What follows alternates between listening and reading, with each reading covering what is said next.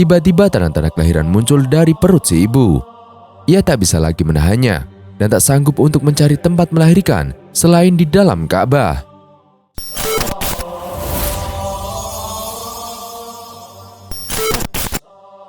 Assalamualaikum warahmatullahi wabarakatuh.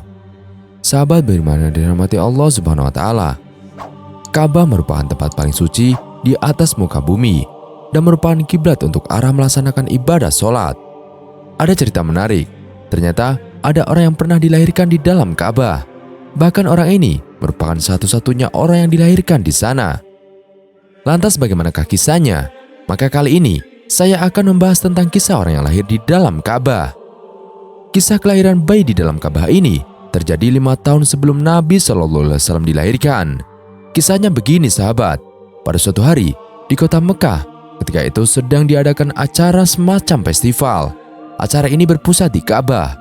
Maka ketika acara ini berlangsung, ketika itu orang-orang memadati area di sekitaran Ka'bah. Dan ketika itu juga pintu Ka'bah terbuka untuk umum. Jadi orang-orang banyak yang ingin masuk untuk melihat keindahan bagian dalam Ka'bah. Lalu ketika itu ada seorang ibu dan rekan-rekannya datang dan masuk ke dalam Ka'bah dengan maksud untuk menghibur diri. Ibu ini sedang dalam keadaan hamil tua. Maka ketika itu si ibu telah berada di dalam Ka'bah. Tiba-tiba tanda-tanda kelahiran muncul dari perut si ibu.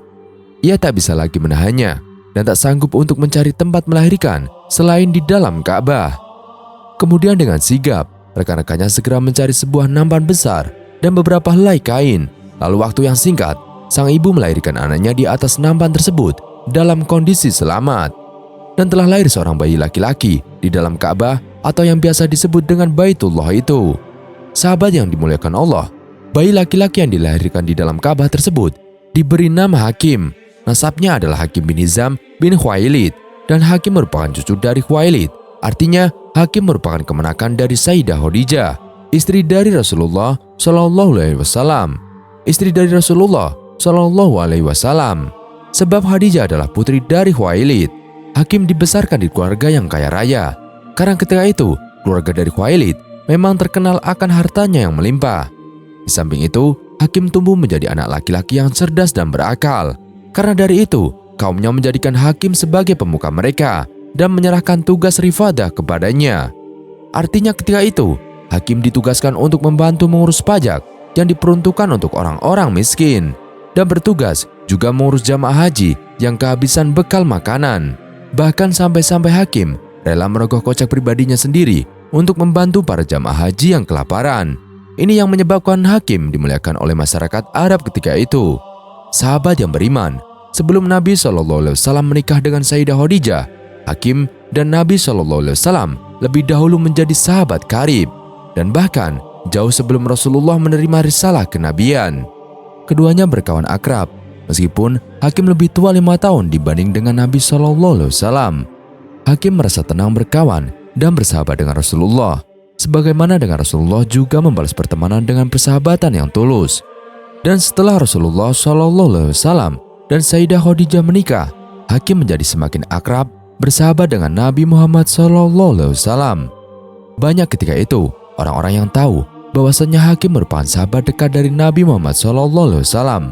Namun setelah 20 tahun lebih setelah Rasulullah diangkat menjadi Nabi, Hakim belum juga mau beriman dan ikut risalah kenabian dari sahabatnya ini. Hal ini tentu membuat sebagian orang-orang yang melihatnya terheran-heran, apalagi dari sudut pandang sahabat-sahabat Rasulullah yang sudah lebih dahulu masuk Islam. Kemudian beberapa waktu setelah terjadinya peristiwa Fathul Mekah, yaitu peristiwa pembebasan kota Mekah, Hakim pun dengan yakin untuk bersahadat dan masuk Islam. Mungkin tidak hanya kita yang heran atas keterlambatan sahabat dari Rasulullah untuk memeluk Islam ini, tetapi dari Hakimnya sendiri pun heran dan bingung. Bahkan setelah Hakim masuk Islam dan menjadi seorang mukmin yang soleh dan telah mencicipi manisnya iman, Hakim langsung gigit jari atas penyesalannya selama ini. Dia berpikir, kenapa aku biarkan dari ini musyrik begitu lama, dan kenapa kau habiskan usiaku demi membela sesuatu yang tidak benar? Dan mungkin itulah pertanyaan yang selalu ada di hati-hati setelah beliau masuk Islam. Bahkan sahabat, Hakim pernah dilihat oleh anaknya ketika beliau sedang menangis. Ketika itu, anaknya bertanya, "Wahai ayah, apa yang membuat engkau menangis?" Hakim menjawab, banyak hal yang membuatku menangis. Pertama, karena keterlambatan aku masuk Islam. Aku telah kehilangan banyak peluang emas dalam jumlah besar. Sehingga saking besarnya peluang yang hilang itu, kalau aku nafkahkan emas sepenuh jagat, niscaya aku tidak bisa menutupnya. Kemudian Allah Subhanahu wa Ta'ala menyelamatkanku di perang Badar dan Uhud, sehingga aku berkata pada diriku, aku tidak akan membantu kaum Quraisy untuk melawan sahabatku Rasulullah, dan aku tidak akan meninggalkan Mekah. Namun kenyataannya, aku tidak bisa menghindar untuk kembali membantu orang-orang Quraisy itu. Kemudian setiap kali ketika aku hendak masuk Islam, aku melihat sisa-sisa orang-orang Quraisy yang mereka lebih tua dariku. Mereka lebih terhormat dariku, dan mereka tetap berpegang terhadap agama jahiliyah yang selama turun-temurun mereka pegang. Dan kemudian aku mengikuti mereka dan meladani mereka. Seandainya saja aku tidak melakukan itu, yang mencelakakan kita adalah sikap yang mengikuti para leluhur dan pemuka agama kita. Oleh sebab itu, aku menangis karena penyesalan itu semua. Di sisi lain, Nabi SAW pun merasa heran dengan sahabatnya ini, yang merupakan seorang yang luar biasa bijaksana dan memiliki pemahaman yang luas terhadap sesuatu. Mana mungkin Islam samar bagi Hakim? Dan ketika itu, Rasulullah berharap kepada Hakim dan kepada orang-orang sepertinya agar segera bersyahadat dan masuk ke dalam agama Allah Subhanahu wa Ta'ala. Di suatu malam, sebelum peristiwa Fatu Makkah, Nabi SAW bersabda kepada para sahabatnya, sesungguhnya di Mekah ada 4 orang yang aku sangat mengkhawatirkan kekufuran mereka dan mengharapkan keislaman mereka. Kemudian para sahabat bertanya, siapa mereka wahai Rasulullah? Nabi SAW bersabda, Attab bin Usaid, Jubah bin Mut'im, Hakim bin Hizam, dan Husail bin Amr. Dan akhirnya Allah Subhanahu wa Ta'ala berkenan melimpahkan karunia-Nya kepada mereka, hingga pada akhir hayatnya mereka berempat semuanya masuk Islam. Detik-detik Hakim masuk Islam. Ketika pasukan kaum muslimin masuk ke kota Mekah dan membebaskan kota itu dari jahiliyah, Hakim pun berseru di tengah-tengah keramaian, siapa saja yang bersedia mengikuti tiada Tuhan selain Allah dan Muhammad adalah utusan Allah, maka dia akan selamat. Dan siapa saja yang berlindung di Ka'bah serta meletakkan senjatanya, dia juga akan selamat. Siapa saja yang masuk dan berlindung di rumah Abu Sufyan, dia akan selamat. Dan barang siapa yang masuk dan berlindung di rumah Hakim ibnu Hisham, dia pasti selamat. Dan tak berapa lama, Hakim pun bersegera memeluk Islam dengan sepenuh hati.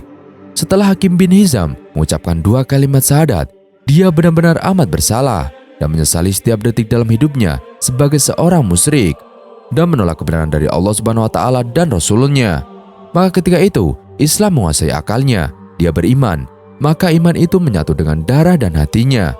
Dia bersumpah atas dirinya sendiri untuk melebur semua sikap yang diambilnya di masa jahiliyah, dan semua nafkah yang ia keluarkan demi memusuhi Rasulullah SAW diganti di jalan Allah Subhanahu wa Ta'ala dengan jumlah yang berkali-kali lipat.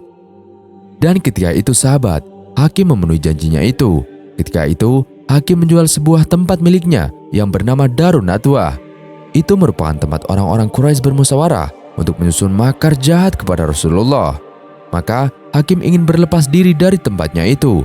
Beliau pun berhasil menjualnya dengan harga 100.000 dirham. Lalu setelah tempat itu terjual, ada seorang anak muda Quraisy yang berkata kepada Hakim, "Paman, engkau telah menjual tempat kebanggaan orang-orang Quraisy."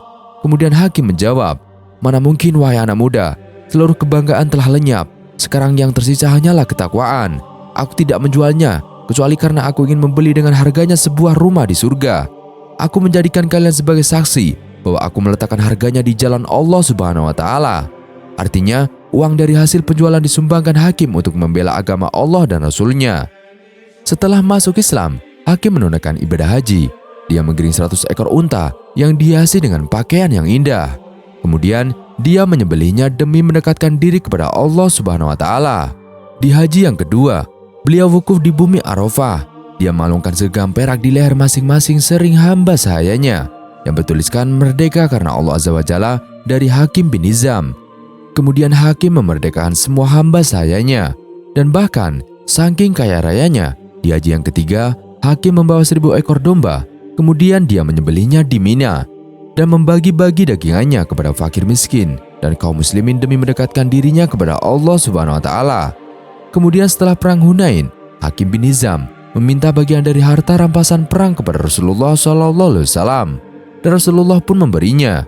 Kemudian Hakim memintanya lagi dan Rasulullah pun terus memberinya sampai pemberian Rasulullah mencapai 100 ekor unta. yang saat itu memang Hakim baru masuk Islam. Maka Rasulullah bersabda kepadanya, "Wahai Hakim, sesungguhnya harta itu manis lagi menarik. Barang siapa yang menerimanya dengan qanaah, maka dia akan diberkahi padanya. Namun barang siapa yang menerimanya dengan jiwa yang tamak, maka dia tidak diberkahi padanya. Dia seperti orang yang makan tapi tidak pernah kenyang. Tangan di atas lebih baik daripada tangan di bawah." Petua Rasulullah ini sangat membekas di hatinya. Hakim merasa tersentuh dan lantas berkata kepada Rasulullah, "Ya Rasulullah, aku tidak akan meminta kepada siapapun sesudahmu." Hakim pun memenuhi janjinya dengan sangat baik. Di zaman kekhalifahan Abu Bakar As-Siddiq, Abu Bakar mengundangnya lebih dari 1 kali untuk menerima jatah pembagian negara kepadanya. Namun Hakim selalu menolaknya. Lalu setelah Khalifah Umar bin Khattab radhiyallahu an, Umar mengundangnya untuk menerima jatah pemberian negara kepadanya. Tapi tetap saja Hakim terus menolak pemberian dari siapapun. Hakim terus seperti itu, tidak menerima apapun dari siapapun sampai dia meninggal dunia. Semoga kita bisa meneladani Rasulullah SAW serta para sahabatnya, dan semoga Allah mengumpulkan kita bersama nabinya dan juga mengumpulkan kita bersama orang-orang yang soleh di surga nanti.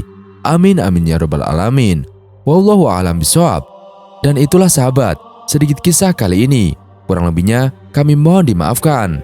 Yang benar datanya dari Allah Subhanahu wa taala. Khilaf atau keliru datanya dari saya pribadi. Wassalamualaikum warahmatullahi wabarakatuh.